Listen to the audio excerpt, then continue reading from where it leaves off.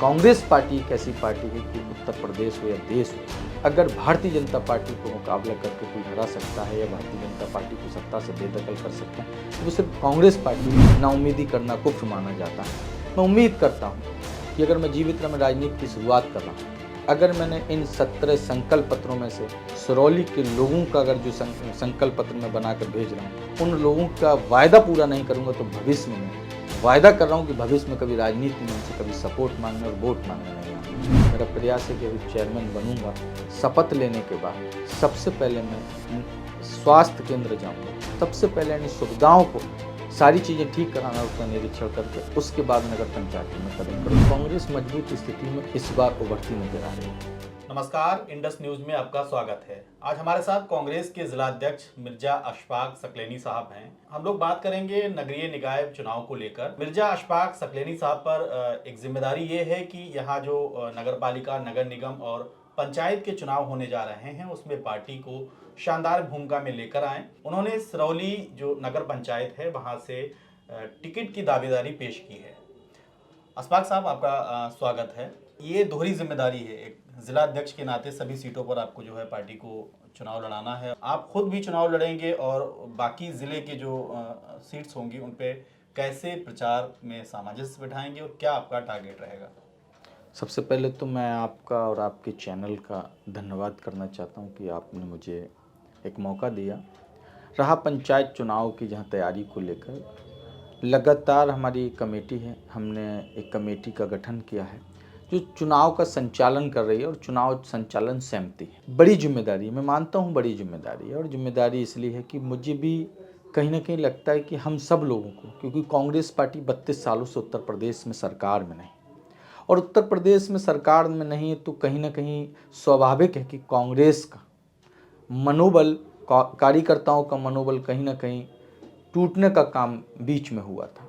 लेकिन हम लोगों ने प्रयास किया है कि मैं पंचायत में एक संदेश देना चाहता हूं कि पंचायत का चुनाव हर नेताओं को, कार्यकर्ताओं को और पदाधिकारियों को लड़ना चाहिए।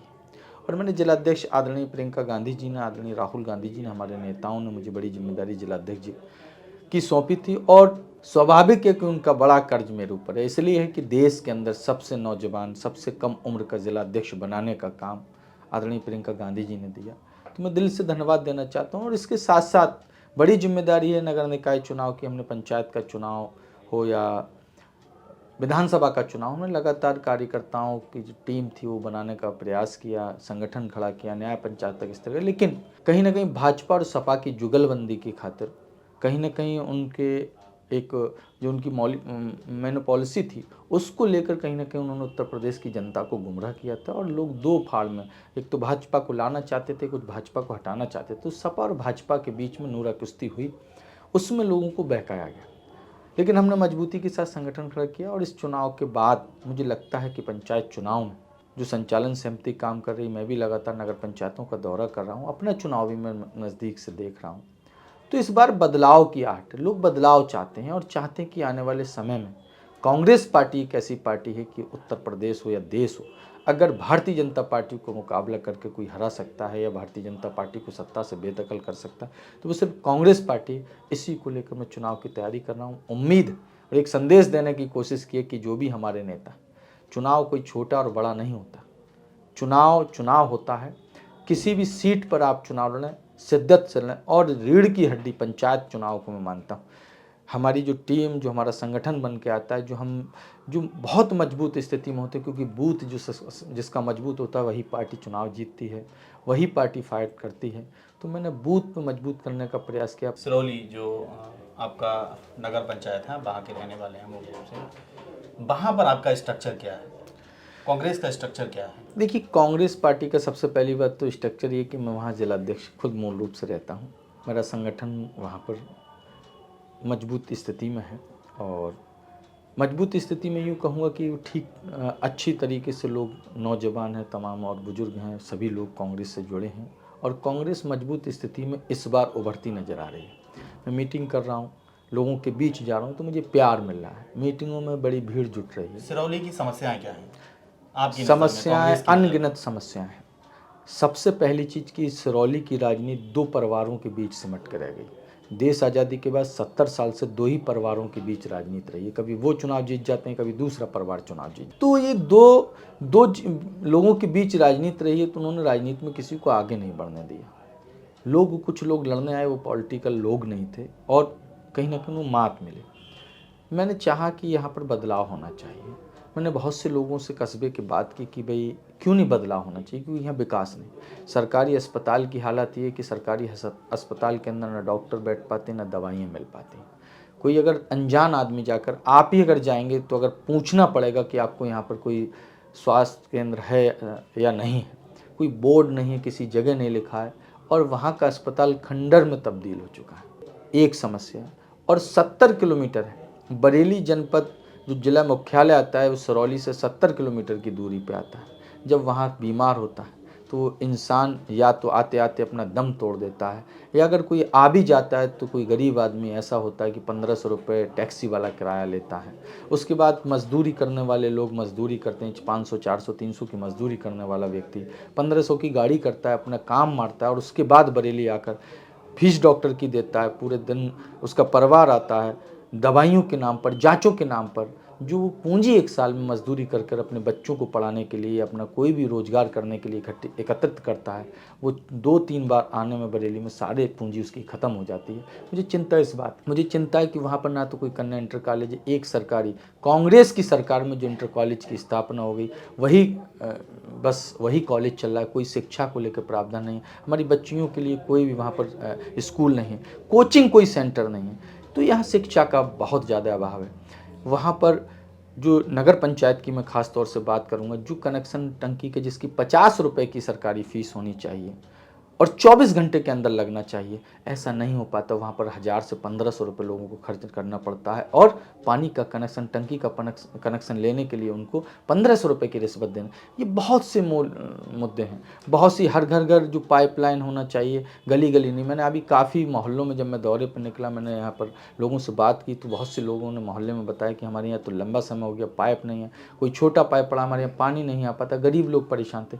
मैंने समाज सेवा के तौर पर, कुछ चुनाव के लालच में नहीं, समाज सेवा के तौर पर मैंने उनकी पाइपलाइन डलवाने का काम किया। नगर पंचायत ने काम नहीं। तो बहुत सी समस्याएं, इतना विकास है। और शादी हाल मैंने कई नगर पंचायतों, क्योंकि जनपद का जिला अध्यक्ष हूँ तो मैंने जनपद के दौरे किए। बहुत सी नगर पंचायतों में मैंने देखा कि वहाँ शादी हाल बने, नगर पंचायत द्वारा बनाए गए, जिससे गरीब बच्चियों की शादी हो जाती है। बहुत से लोग कर देते हैं, उनके पास पैसा नहीं होता कि जिससे कि वो शादी का बैन उठा सकें। उसके बाद वहाँ नगर पंचायत में कोई शादी का हॉल नहीं है। लोग प्राइवेट में 1 लाख में, 50,000 में शादी हाल करने को मजबूर होते। तो बहुत सी, मैं आपको बताऊँ तो बहुत सी समस्या हैं। और मुझे राजनीति विकास को लेकर बात करनी थी। कांग्रेस पार्टी ने हमेशा विकास को लेकर बात की है। मैंने सोचा कि राहुल जी भी कहते हैं, प्रियंका जी भी कहती हैं कि हम लोगों को काम करना चाहिए, सत्ता का और उसका नहीं होना चाहिए, लेकिन काम करना चाहिए। तो काम से इंसान बड़ा होता है। तो मैंने सोचा अगर विकास ही करना है तो सबसे पहले अपने घर को मजबूत करना चाहिए, विकास में, डेवलपमेंट में उसका आगे लेके आना चाहिए। इसीलिए मैंने ये सारी तैयारी की। अच्छा, अगर हम थोड़ा और सिरौली के बारे में जानें, और आप विकास की बात कर रहे हैं, इन समस्याओं को दूर करने के लिए अगर अब तक हम बात करें, आपकी तरफ से क्या कोशिशें की गई हैं? देखिए, जो मैं कर सकता था अपने स्तर से मैंने हमेशा करने का प्रयास किया है। मैंने आपको बताया कि मैंने बहुत से मोहल्लों में, कई वार्डों में पाइपलाइन डलवाई। एक रोड ख़राब था जिसमें हज़ारों की तादाद में लोग निकलते थे, लंबे समय से पानी भर जाता था और डल्लब वाले, ट्रैक्टर वाले फंस जाया करते थे। अक्सर लोग पैदल भी नहीं निकल पाते। मैंने उस रोड को अपने जानिब से डलवाने का काम किया है। तीसरी चीज़, सरकारी अस्पताल में वैक्सीन, एंटी रेबीज वैक्सीन, जो 50,000 की आबादी वाला कस्बा है और 50,000 आबादी उसके क्षेत्र से, कस्बे से जुड़ी है, वहाँ एंटी रेबीज वैक्सीन का भी कोई प्रावधान नहीं था, कोई लग पाती थी। मैंने प्रयास किया, सीएमओ साहब से मैं मिला और सीएमओ साहब को मेरे कांग्रेस का शिष्टमंडल मिला, हम लोगों ने ज्ञापन सौंपा। तो उन्होंने अभी व्यवस्था कराई है कि 1 सप्ताह में 3 दिन एंटी रेबीज वैक्सीन वहाँ लग रही है। हमने उनसे कहा कि अस्पताल को सुचारू, मैंने एक दिन तालाबंदी कर दी। कांग्रेस में यूथ कांग्रेस का अध्यक्ष था, बहुत सा मैंने उसको पहले अल्टीमेटम दिया, वो नहीं मान पाए, और फिर मैंने उसके बाद तालाबंदी भी वहाँ की। डॉक्टर की नियुक्ति वहाँ हुई है, डॉक्टर थोड़ा बैठ रहे हैं, लेकिन अभी जिस तरीके से सुचारू रूप से जो उसको हम लोग धार दे सकते थे वो अभी नहीं इस व्यवस्था हो पाई है। वहाँ एक्सरे मशीन होना चाहिए, वहाँ जांच की लैब होना चाहिए, जो बहुत सी सुविधाएं वो अभी वंचित हैं लोग। मेरा प्रयास है कि अगर चेयरमैन बनूंगा, शपथ लेने के बाद सबसे पहले मैं स्वास्थ्य केंद्र जाऊंगा, जो वहाँ का स्वास्थ्य केंद्र, नवीन स्वास्थ्य केंद्र, उसमें जाऊँगा और सबसे पहले इन सुविधाओं को सारी चीज़ें ठीक कराना और उसका निरीक्षण करके उसके बाद नगर पंचायत में मैं कदम करूँगा। ये मैंने सभी लोगों से वायदा किया और मैं आपके चैनल के माध्यम से भी बात कहना चाहता हूँ, क्योंकि जब तक हमारा स्ट्रक्चर स्वास्थ्य को लेकर मजबूत नहीं होगा, शिक्षा को लेकर मजबूत नहीं होगा, रोजगार को लेकर मजबूत नहीं होगा, मैं नहीं मानता कि हमारा कस्बा आगे बढ़ेगा, हमारे नौजवान आगे बढ़ेंगे। 5 चीज़ें क्या हैं जो बुनियादी, जिससे जो है सिरौली की किस्मत बदल जाएगी, वो आप करना चाहेंगे? सबसे पहले तो वहाँ पर बेरोजगारी को लेकर लोग हैं, लोग ठेला लगाते हैं, मजदूर करते हैं, बहुत पिछड़ा मेरा कस्बा है। मल्टीनेशनल जो मार्केट का निर्माण आपने देखा होगा, मैं करना चाहूँगा। हर वार्ड वाइज से 14 वार्ड है मेरे नगर पंचायत में, वार्ड वाइज के हिसाब से मैं 140 दुकानों का निर्माण करा रहा हूँ। वो दुकानों का निर्माण निःशुल्क करूँगा, उनको रोजगार डूडा के माध्यम से हर बार नगर पंचायत में लोन की सुविधा उनको छूट के साथ मिलती है, मैं उसके माध्यम से उनको रोजगार भी दिलाने का काम करूँगा और निःशुल्क उनको दुकान आवंटित करूँगा। पहली मेरी प्राथमिकता है। दूसरी प्राथमिकता मेरी कि जो नौजवान साथी हैं, जो हमारी बहनें, माएँ बहन बेटी हैं, वो कोचिंग करना चाहती हैं, उनके अंदर प्रतिभा है, वो पढ़ना चाहती हैं, आगे बढ़ना चाहती हैं, डॉक्टर बनना चाहता है, कोई इंजीनियर बनना चाहता है और वो दब के रह जाती हैं क्योंकि वहाँ से कोई भी शिक्षा का, कोचिंग का कोई वो नहीं।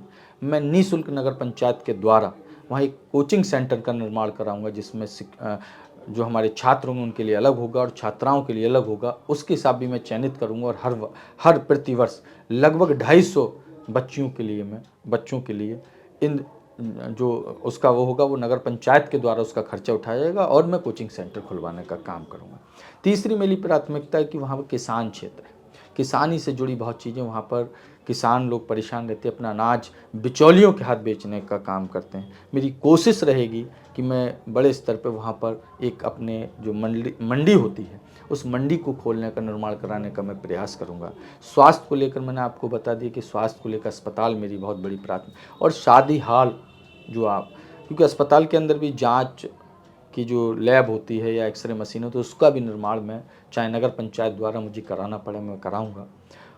और जो पाँचवीं मेरी, जो आप बता रहे हैं, पाँचवीं मेरी जो प्राथमिकता है, वो इस बात को लेके कि वहाँ कम से कम 3 मोहल्लों में एक शादी हाल का निर्माण हो, निःशुल्क होना चाहिए और उसका, जिससे कि हमारे लोगों की शादी-वादी हो, वो सारे निःशुल्क हो और पूरे कस्बे के अंदर बच्चियों की सुरक्षा के लिए और बहुत से जो क्राइम होते हैं उसे रोकने के लिए सीसीटीवी कैमरे की निगरानी में सीसीटीवी कैमरों का निर्माण करें। मेरा मैनिफेस्टो मैं जारी करने जा रहा हूँ, उसमें 17 संकल्प पत्र हैं। 17 के 17 संकल्प पत्र मैं पूर्ण करूँगा। तो कांग्रेस के जो मैनिफेस्टो है जो इन्होंने बनाया है, उसके 17 संकल्प पत्र हैं, लेकिन 5 वादे इन्होंने इंडस न्यूज़ के चैनल पे किए हैं बैठ के कि ये जो 5 चीज़ें हैं वो इनकी प्रायोरिटी में रहेंगी।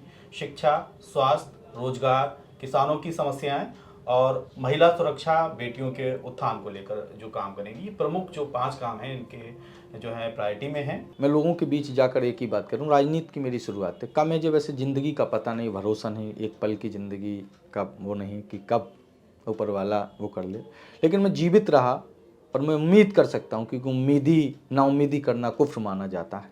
मैं उम्मीद करता हूँ कि अगर मैं जीवित रहा, मैं राजनीति की शुरुआत कर रहा हूँ, अगर मैंने इन 17 संकल्प पत्रों में से सिरौली के लोगों का अगर जो संकल्प पत्र मैं बनाकर भेज रहा हूँ, उन लोगों का वायदा पूरा नहीं करूँगा, तो भविष्य में मैं वायदा कर रहा हूँ कि भविष्य में कभी राजनीति में उनसे कभी सपोर्ट मांगने और वोट मांगने नहीं आऊँगा। मेरी सबसे पहली प्राथमिकता, क्योंकि जो मैं जवान से कहता हूँ, सच्चाई की लड़ाई लड़ता हूँ और सच्चाई पे ही आगे बढ़ने वाला व्यक्ति हूँ और सच्चाई पे ही आज तक भी मैंने सिरौली की आवाम से जो वायदा किया है, कोई झूठा नहीं किया है। आज भी मैं सच्चाई के वादे करने जा रहा हूं और वो ईमानदारी के साथ पूर्ण करूंगा, निश्चित तौर पर पूरी। संभव है कि दिसंबर में नगर निकाय के चुनाव हों और जनता के बीच जो भी नेता हैं, जो भी प्रत्याशी हैं, वो अपने तमाम वादे लेकर जाएंगे। अशफाक सकलैनी साहब ने भी कई वादे किए हैं यहाँ और उम्मीद है कि जो भी लोग चुनकर आएंगे, जनता की जो समस्याएं हैं, जनता की जो परेशानियां हैं, जनता के जो मुद्दे हैं, उन पर काम करेंगे। हमें समय देने के लिए बहुत बहुत शुक्रिया। बहुत बहुत धन्यवाद।